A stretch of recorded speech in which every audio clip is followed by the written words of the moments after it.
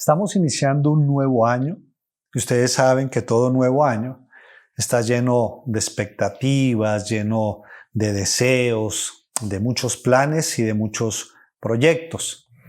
Y como pudimos expresarlo algunos, el deseo es que como Iglesia Bíblica Casa del Evangelio, juntos podamos crecer en el conocimiento del Señor y por ende en la santificación. Y ustedes recuerdan que hace 8 días tuvimos un invitado, fue el pastor José Ricardo Escobar, para nosotros más conocido como J. Él tiene una iglesia en Cartagena y si usted recuerda, él nos invitó para cuando podamos estar allí, podamos visitarle en su iglesia.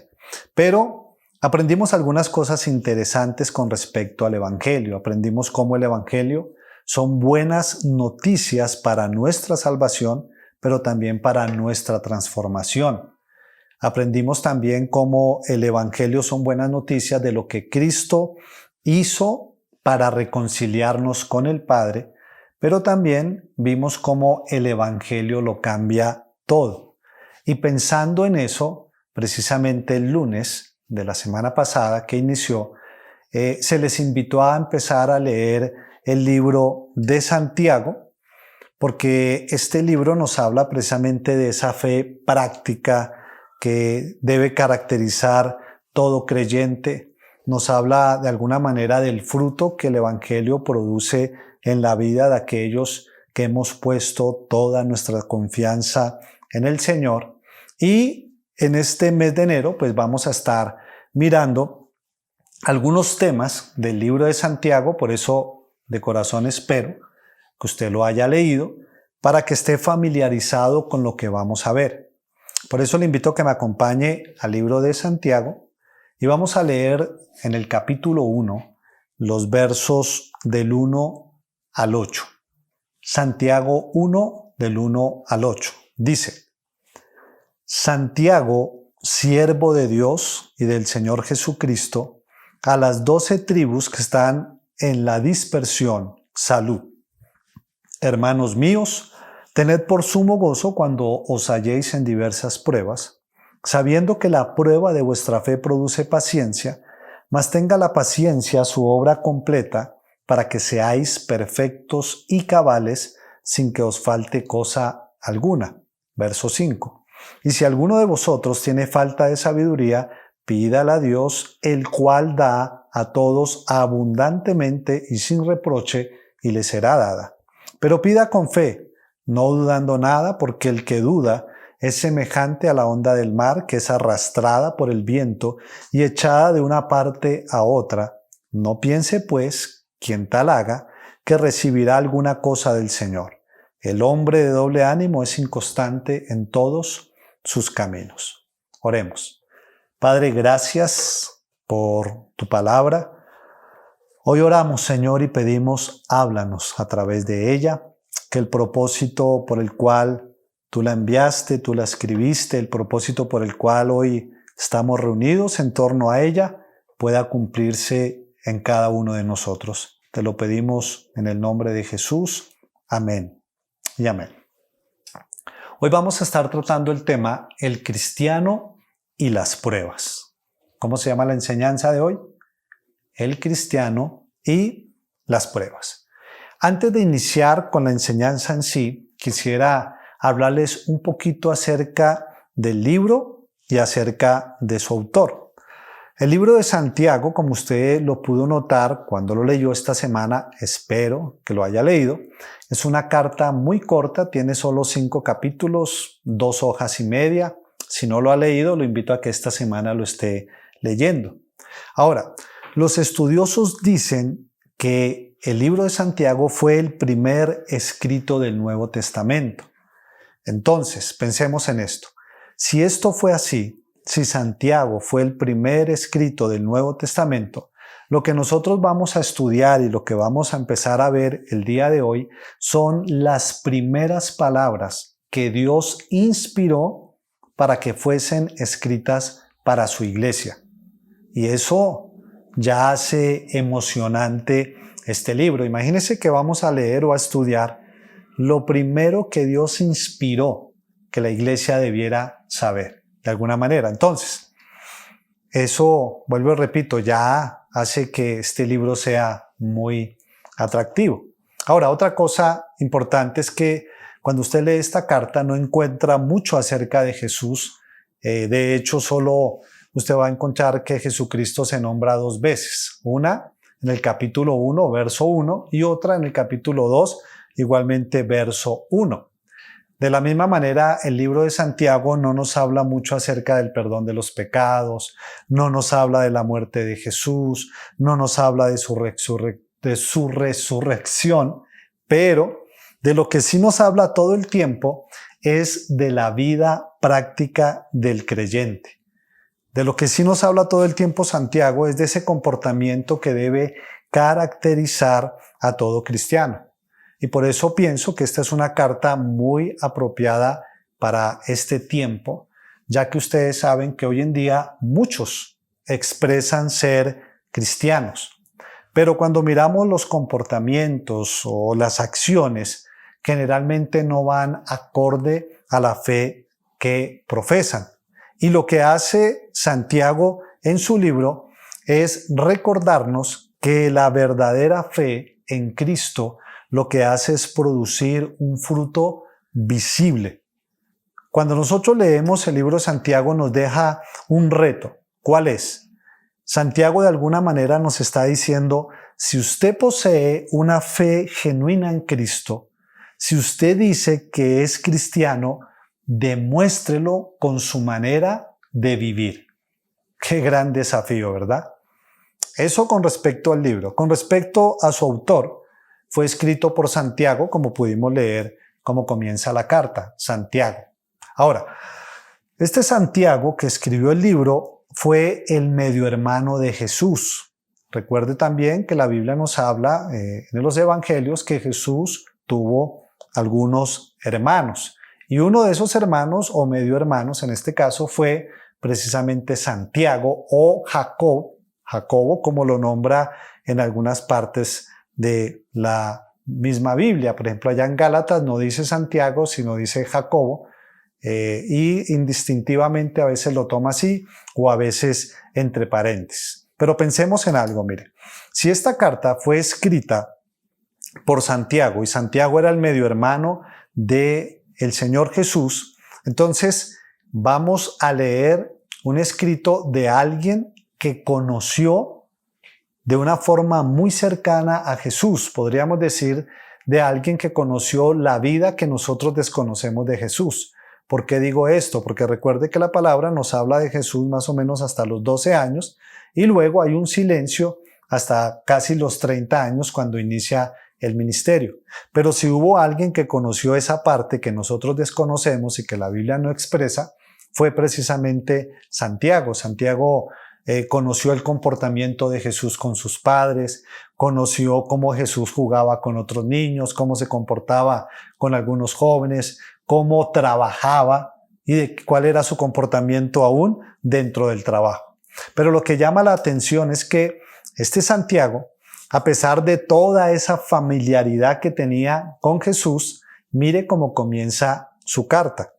Acompáñeme a Santiago 1:1. Dice, Santiago, siervo de Dios y del Señor Jesucristo, a las 12 tribus que están en la dispersión, salud. Ahora, notemos esto. La carta no comienza diciendo Santiago, hermano de sangre de Jesús. Eso suena interesante, ¿verdad?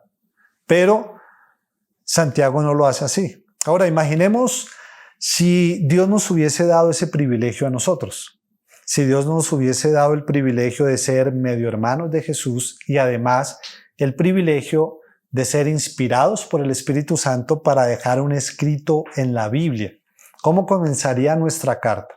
De pronto diría Víctor Ángel, el medio hermano de sangre de Jesús. Tal vez nosotros lo haríamos así, pero Santiago no, él no hace eso. Usted nota que él no antepone ni la cercanía que tenía con Jesús, ni siquiera el lugar que él ocupaba dentro de la iglesia, porque Santiago era el pastor, si podemos decirlo de esta manera, de la primera iglesia oficial en Jerusalén.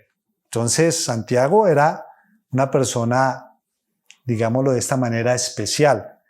Pero él no antepone nada de esto, sino que cuando comienza su carta, él ¿cómo se denomina? Se denomina siervo, esclavo de Dios y del Señor, dice allí Jesucristo. Él llama a Jesús Señor. Y aquí encontramos, podríamos decir, una primera enseñanza para nuestra vida. Un gran ejemplo de humildad. Un hombre que tiene una posición, tal vez el pastor de la primera iglesia oficial, además de eso, medio hermano de sangre de Jesús, pero él, cuando comienza su carta, se coloca en la posición de vida. Y pienso que esto debía de caracterizarnos a todos los creyentes. Yo sé que dentro de la vida cristiana existen títulos, existe el título de pastor, el título de maestro, de diácono, de líder, etc. Y aunque eso no es malo, cuando no hay un corazón correcto, cuando el corazón no está bien, esos títulos a veces en algunos producen orgullo, ese sentimiento como de superioridad y de menosprecio a los demás. Y es cuando aparece la famosa frase, es que usted no sabe quién soy yo, es que yo soy el pastor. Y se tiende a anteponer el título antes que cualquier otra cosa.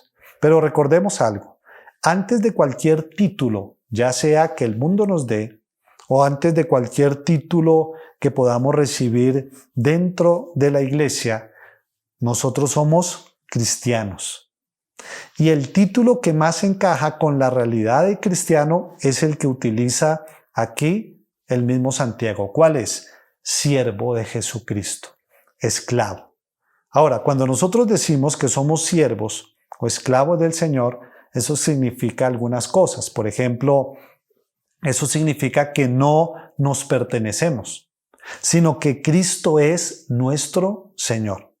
Y si Cristo es nuestro Señor, nosotros le debemos ¿qué? Obediencia. Cuando yo digo yo soy siervo del Señor, lo que estoy diciendo es que yo le debo obediencia al Señor. Recuerden que el mismo Jesús dijo, ¿por qué me llamáis Señor, Señor, si no hacéis lo que yo os digo? Es decir, decirle a Dios o a Jesús Señor, es decirle yo soy tu siervo y te debo obediencia. Otra cosa es que el esclavo no existe para sí mismo, sino existe para su amo. Y esa es como la razón de su existencia. Y cuando miramos la vida de Santiago y de aquellos hombres, en el caso de los apóstoles, encontramos personas que existían para Cristo. Sus derechos eran los derechos de Cristo. Y eso es lo que debe pasar con cada uno de nosotros como creyentes. Ahora, si somos sinceros, ese título de esclavo como que no es muy fácil de digerir, porque a veces uno dice, pero bueno, ¿cómo así que yo tengo que ser esclavo? ¿Esclavo o siervo yo? Y esto se debe a que en nuestro mundo actual hay una obsesión por la libertad, y eso está demostrado a través de las marchas y protestas que todo el mundo hace para liberarse de las normas. Nadie quiere que le digan qué debe hacer. Pero podríamos decir de alguna manera, como lo dijo el pastor Sugel Michelén, todos nosotros somos libres y somos esclavos. Y él dice, quien es libre de Dios es esclavo del pecado, pero quien es libre del pecado es esclavo de Dios. Se lo voy a repetir. Quien es libre de Dios es esclavo del pecado, pero quien es libre del pecado es esclavo de Dios. Ahora la pregunta sería, ¿en qué bando está usted? ¿O en qué posición está usted? Recuerde que el Señor Jesús dijo que todo aquel que hace pecado esclavo es del pecado.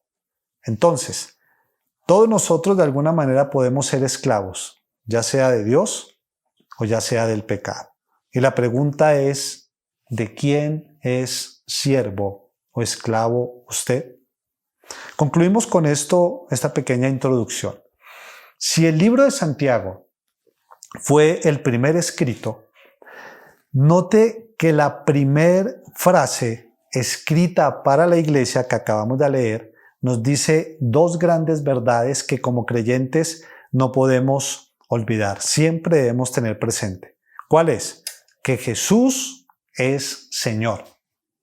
Eso lo debemos de tener presente. Jesús no es el socio de nadie. No, es que Diosito es mi socio, yo sé que estoy con Él y me va bien. No. No, es que Jesús es como mi mayordomo porque yo todo lo que le pido, Él me lo da. Él es como el genio de la lámpara. No. Él no es ningún socio, no es ningún mayordomo. Es más, Él no es el parcero de nadie, porque a veces algunos cariñosamente quieren decirle chuchito. No, la Biblia nos dice que Jesús es Señor. Pero la segunda verdad que nos dice la Biblia es que nosotros somos sus siervos. Y eso no podemos olvidarlo. Entonces, iglesia, Jesús es Dios. Nosotros somos ¿qué? Sus siervos. Por lo tanto, le pertenecemos a Él y le debemos obediencia. Y debemos estar siempre listos para su servicio y para su propósito. Amén. Avancemos.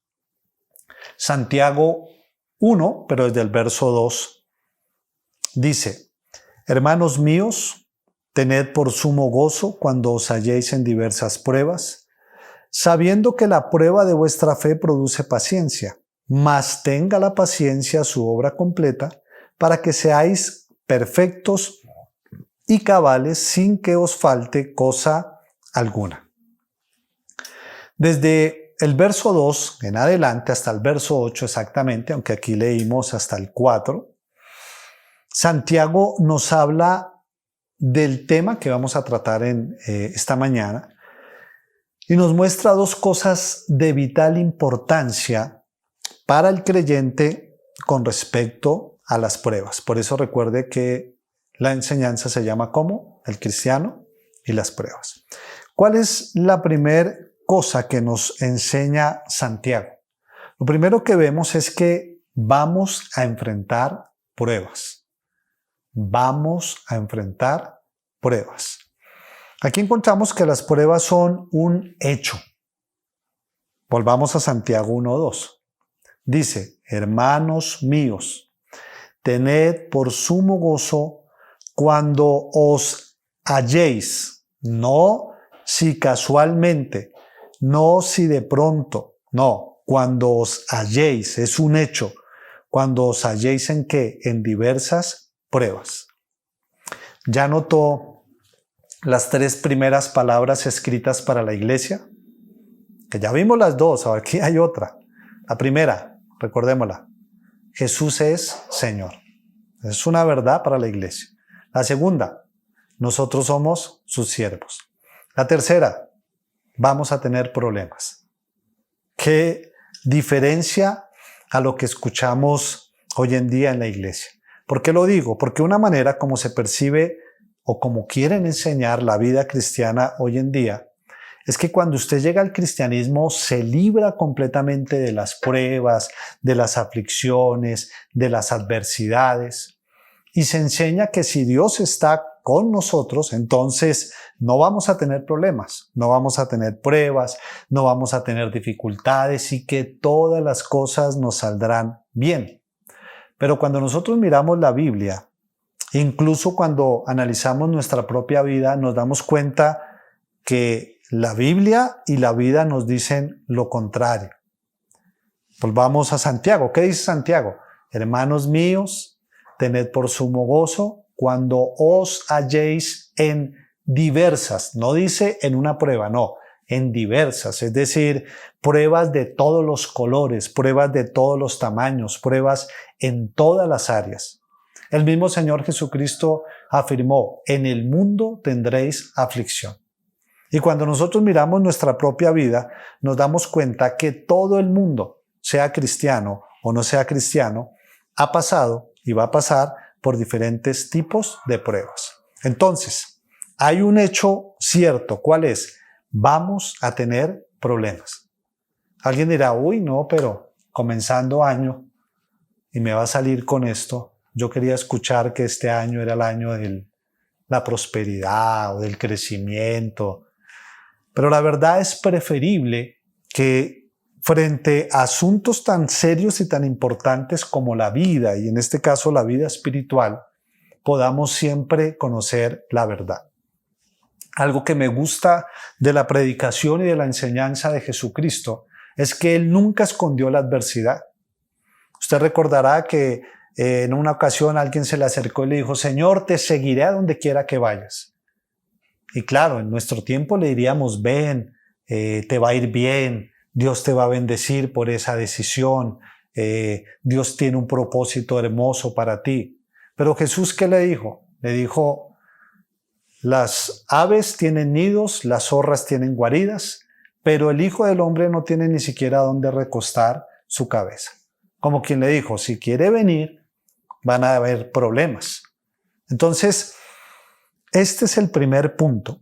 Los cristianos enfrentamos pruebas. Los cristianos enfrentamos dificultades. Los cristianos enfrentamos problemas. Pero también encontramos aquí en la Biblia qué debemos hacer con esos problemas. ¿Qué debemos de hacer con dichas pruebas? Y ese es el segundo punto.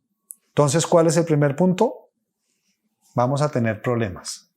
Hay dificultades. Vamos a enfrentar pruebas. El segundo es cómo un creyente debe reaccionar ante las pruebas.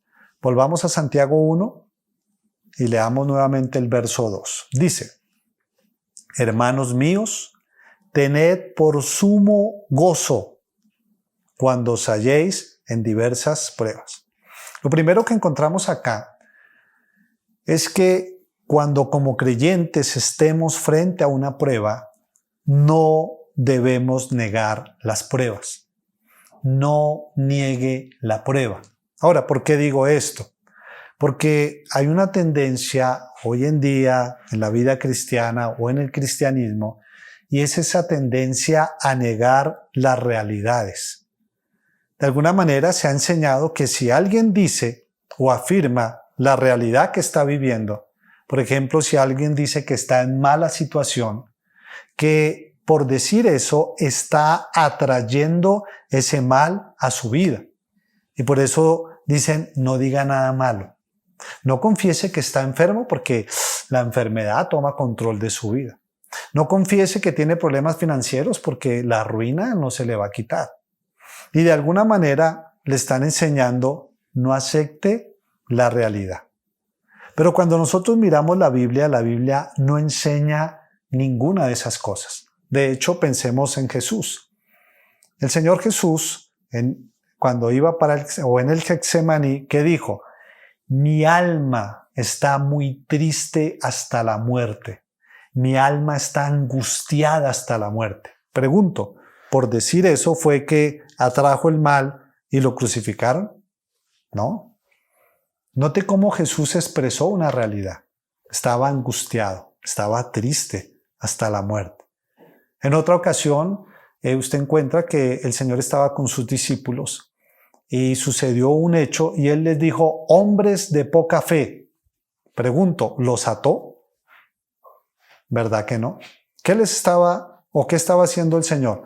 Reconociendo realidades. Ahora, esta enseñanza de creer que las palabras crean realidades no es nueva. De hecho, si usted mira, inició por allá como en el año de 1850 con un hombre que era relojero y de paso mentalista, y además él creía mucho en el magnetismo entre animales. Y este hombre llamado Phineas Quimby, si usted quiere puede entrar a internet en Google y coloca Phineas con Phineas, Phineas Quimby con Q, y usted va a encontrar la historia de este hombre y va a ver qué era lo que él enseñaba del poder de las palabras. Y esta enseñanza de este hombre, que eso tenía un nombre, creo que se llamaba el Nuevo Pensamiento, eso luego fue de alguna manera introducida a la iglesia y la empezaron a apoyar con algunos versículos fuera de contexto. Y a través de esto se ha enseñado que el cristiano niega las realidades para que no le venga un mal peor. Por ejemplo, uno de esos versos fuera de contexto que utilizan es Proverbios 6.2. Acompáñenme y lo miramos rápidamente. Proverbios 6.2 dice: te has enlazado con las palabras de tu boca y has quedado preso en los dichos de tus labios.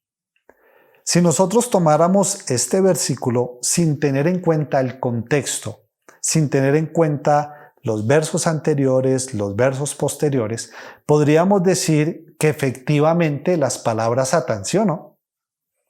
Pero si nosotros miramos el verso anterior nomás, ya nos damos cuenta que no tiene nada que ver con el poder de crear realidades con las palabras.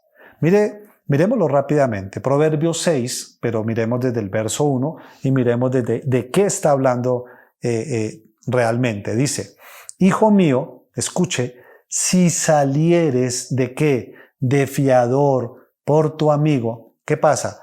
Si has empeñado tu palabra a un extraño, ¿qué sucede? Te has enlazado con las palabras de tu boca y has quedado preso en los dichos de tus labios. Note que no tiene nada que ver con crear realidades con el poder de la palabra. ¿Qué está diciendo? Que si alguien se comprometió de fiador con alguien, ¿qué pasa? Pues quedó atado a ese compromiso, es decir, le toca cumplirlo. Pero en ningún momento nos está diciendo que todo lo que nosotros confesamos se vuelve una realidad en nuestra vida. Y así como este, encontramos muchos otros fuera de contexto para enseñar o para respaldar más bien una enseñanza que proviene de un hombre que ni siquiera era cristiano y que hoy en día, infortunadamente, se enseña mucho en la iglesia. Entonces, ¿cómo reacciona un creyente ante las pruebas? Ante la prueba, el creyente debe ser honesto y no debe negar la realidad del dolor, porque hay pruebas que duelen, hay pruebas que entristecen, hay pruebas que causan angustia y hay situaciones que pueden llevarlo a uno al desespero. Y no, en ningún momento Dios nos llama a pretender o a mostrar lo que no somos. Mire, nosotros no estamos llamados a actuar como si todo estuviera bien cuando realmente las cosas van mal. Si nosotros miramos bien, la fe bíblica nunca nos pide negar la cruel realidad de nuestra vida en este mundo caído. De hecho, la fe bíblica no nos invita a decir cosas que no son. Por eso, iglesia, nuestra primera reacción ante la prueba como creyentes es no negarla. Mire, no la ignore, que el hecho de ignorarla no la soluciona. Mas cuando yo acepto la prueba, cuando yo acepto la realidad que esta produce en mi vida, ¿qué hace? Me conduce al Señor para orar y descansar en Él. Avancemos. Entonces, la primera reacción es no negarla. La segunda, ahí mismo en el Santiago 1, verso 2 al 4, dice: hermanos míos, tened por sumo gozo, vaya guardando eso, tened por sumo gozo, ¿cuándo? Cuando os halléis en diversas pruebas, sabiendo que la prueba de vuestra fe produce paciencia. Mas tenga la paciencia su obra completa, para que seáis perfectos y cabales sin que os falte cosa alguna. Entonces, ¿cómo enfrenta un creyente las pruebas? Número 1, no la niega. Número 2, la enfrenta con gozo. ¿La enfrenta con qué? Con gozo. La NBI dice: hermanos míos, considérense muy dichosos cuando tengan que enfrentarse con diversas pruebas. Y hay otra versión que dice, considérenlo como un tiempo para alegrarse mucho. Yo sé que inicialmente esto suena como una contradicción, ya que todos sabemos que las pruebas generalmente, en lugar de gozo, ¿qué producen? Producen dolor, producen tristeza. Nadie llega a la casa, ¡uy! Me quedé sin empleo. Bueno, generalmente sucede eso, ¿no? Nadie llega a casa diciendo, ¡uy! Tengo cáncer. No. ¿Por qué? Porque estas cosas no producen alegría. Entonces aclaremos algo. Santiago no nos pide alegrarnos por la situación difícil. Él no dice, alégrense cuando estén pasándola mal. Y ya, punto final. No. Porque si no, eso podríamos llamarlo masoquismo. Pero cuando nosotros leemos el verso que sigue, que es el verso 3, encontramos la razón del por qué podemos gozarnos en medio de la prueba. La razón por la cual nosotros podemos estar alegres, y es por lo que Dios hace a través de esas pruebas. Miremos el verso otra vez desde el 2 y el 3, incluso el 4, y lo vamos a entender mejor. Dice, hermanos míos, tened por sumo gozo cuando os halléis en diversas pruebas, y escuche, sabiendo, ¿qué hay que saber? Que la prueba de vuestra fe hace algo. ¿Qué hace? Produce paciencia. Mas tenga la paciencia su obra completa, para que seáis perfectos y cabales sin que os falte cosa alguna. Si notan cómo comienza, dice sabiendo. Dice, hermanos míos, dice acá, tened por sumo gozo cuando os halléis en diversas pruebas, sabiendo. Esto significa que hay algo que el creyente debe saber y debe recordar cuando la prueba viene. ¿Qué es? El creyente debe saber y recordar que las pruebas que sufre no son producto de la casualidad. El creyente debe saber que todo lo que ocurre en esta vida está controlado y permitido por el Señor. Usted recordará que Job dijo, Jehová dio, Jehová quitó, sea el nombre de Jehová bendito. Entonces, cuando viene la prueba, recordemos una cosa, como cantábamos al inicio, Dios es soberano. Él está en control de todo y hay un propósito con lo que nosotros estamos viviendo. Y eso debemos de recordarlo. Pero hay otra cosa, dice, sabiendo, ¿qué debemos de saber? Que esta prueba que ha venido tiene un propósito, que la prueba que Dios permite para nuestra vida produce algo en nuestro carácter que nos va llevando a una madurez. Aquí Santiago habla para que seáis perfectos y cabales, pero no habla de esa perfección de una vida sin pecado, sino de esa perfección como por ejemplo cuando usted está, no sé, haciendo un arreglo en casa y está martillando algo, pero lo está haciendo con unos alicates, pero de pronto usted ve el martillo que aunque está viejo y gastado y pueda estar manchado incluso, usted dice, este martillo es perfecto. ¿Perfecto para qué? Para la obra que va a realizar. No perfecto en cuanto a que el martillo está en las mejores condiciones, sino que es perfecto para ese propósito. Y lo mismo pasa con nosotros. Cada prueba que Dios permite nos lleva a ser perfectos y cabales en el sentido no de una vida de perfección, pero sí de ser perfectos para el propósito que Él quiere para nuestras vidas. Por eso dice aquí que produce paciencia. Algunos comentaristas dicen que la mejor forma de traducir esta paciencia es con la perseverancia. Que esa paciencia no tiene nada que ver con la resignación, es decir, no es que cuando yo estoy pasando por pruebas digo, bueno, ni modos, que sea lo que Dios quiera, sencillamente. Ya tocó resignarme, no. Dicen los comentaristas o algunos que las pruebas producen perseverancia, es decir, que llevan al creyente a perseverar mirando a Jesús, confiando de que de él, vendrá ayuda, vendrá auxilio, vendrá fuerza y vendrá consuelo. El creyente sabe que Dios responde a la fe y provee los medios para superar los periodos de prueba. Por eso, iglesia, cuando vengan las pruebas, recordemos lo que sabemos. ¿Qué sabemos? Sabemos que nada ocurre por casualidad. Sabemos que nada se sale del control de nuestro Dios soberano, pero también sabemos que cada prueba producirá algo en nuestro carácter que nos llevará cada día a ser más como Jesús.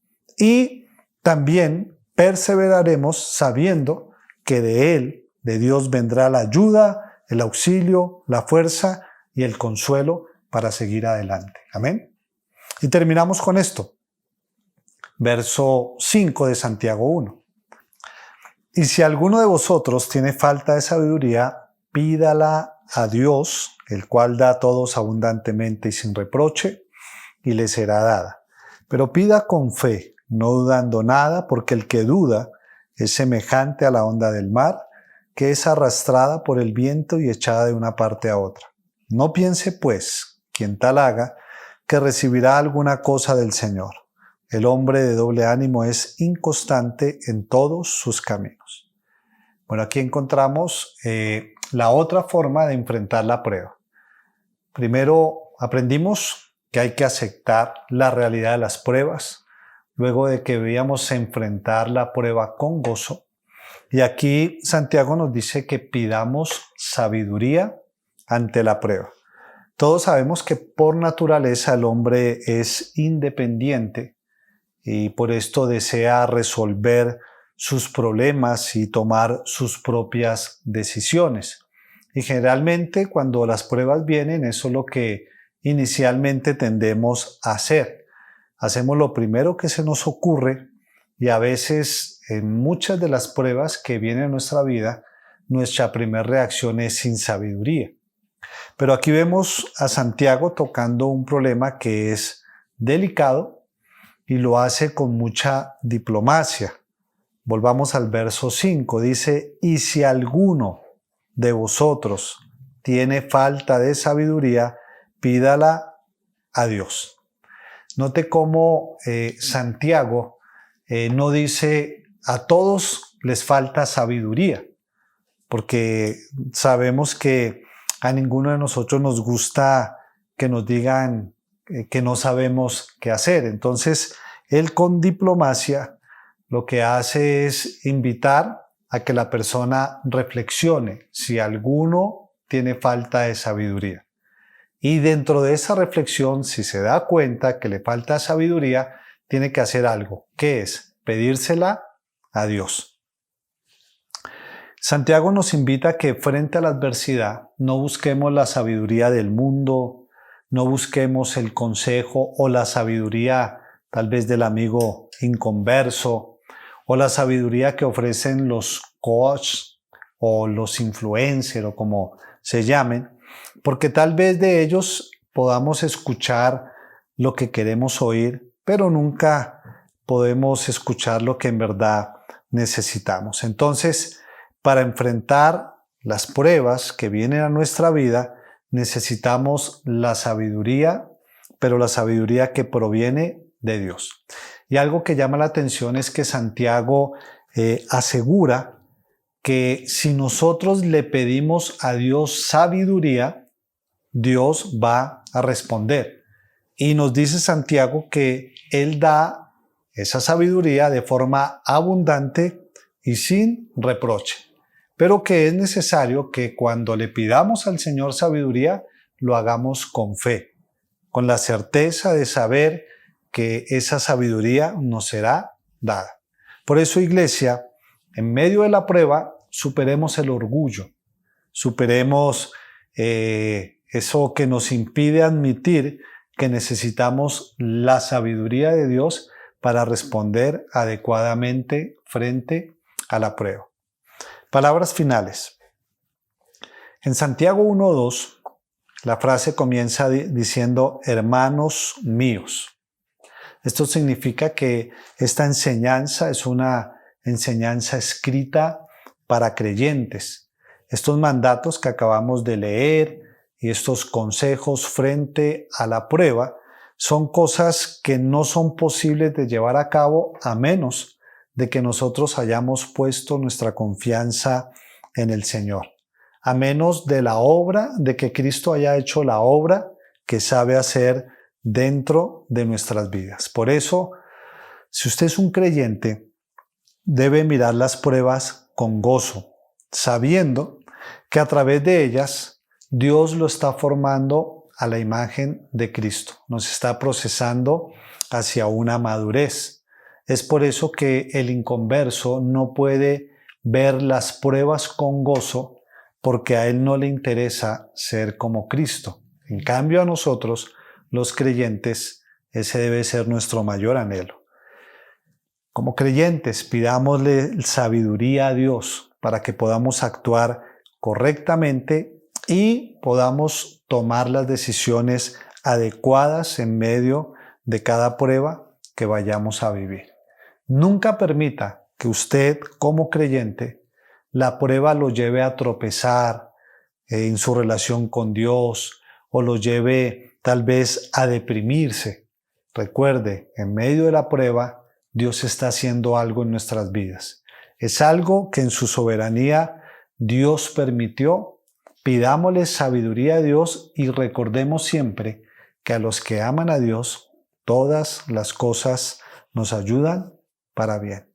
Ahora, si usted aún no ha reconocido a Cristo como su Señor, si usted no ha creído en la obra redentora, las pruebas de la vida van a ser más pesadas de lo que usted imagina y no les va a encontrar propósito. Por eso yo le invito hoy a que corra a Dios en arrepentimiento y fe y reconozca su obra redentora y que pueda reconocer que solo a través de Él puede alcanzar salvación. Oremos. Padre, gracias por tu palabra. Gracias, Señor, por las verdades que tú nos recuerdas hoy a través de tu enseñanza. Gracias porque hoy podemos recordar que tú eres el Señor. Ayúdanos a siempre tener presente esa gran verdad en nuestra relación contigo. Perdona todas las veces, Señor, que hemos creído que nuestra familiaridad o nuestra cercanía hacia ti nos da derecho a tratarte como un socio o como un mayordomo o como un genio de la lámpara que nos va a dar todo lo que queramos. Perdónanos, Dios. Ayúdanos a saber que podemos acercarnos a ti, pero a recordar siempre que tú eres Dios. Ayúdanos, Señor, también a tener presente quiénes somos delante tuyo. Ayúdanos a recordar que somos siervos, Dios, que estamos para hacer tu voluntad y que vivimos para tu propósito. Porque tu palabra nos dice que tú nos creaste para tu gloria. Ayúdanos a glorificarte siempre. Y Padre, que en este año y de aquí en adelante, cada prueba que se pueda presentar en nuestra vida, podamos admitirla con sinceridad y reconocer delante tuyo, Señor, y especialmente en oración, que nos duele, que hay cosas que producirán tal vez temor en nuestro corazón, y hay cosas que seguramente nos van a hacer sentir tristes, mas que podamos descansar en ti y que sabiendo, Señor, que esa prueba va a producir algo en nosotros podamos mirar esa prueba con alegría, no por la circunstancia difícil que estamos viviendo, sino por lo que ella está haciendo en nuestras vidas y es formándonos cada día más a la semejanza de nuestro buen Jesús. Y ayúdanos, Señor, y danos sabiduría, Padre, para enfrentar cada situación, para enfrentar cada prueba. Que en el momento de la circunstancia podamos recordar esto y podamos alzar nuestros ojos a ti y pedirte que nos des la sabiduría para tomar las mejores decisiones y para actuar siempre de la mejor manera. Te lo pedimos en tu nombre, Padre. Amén y amén.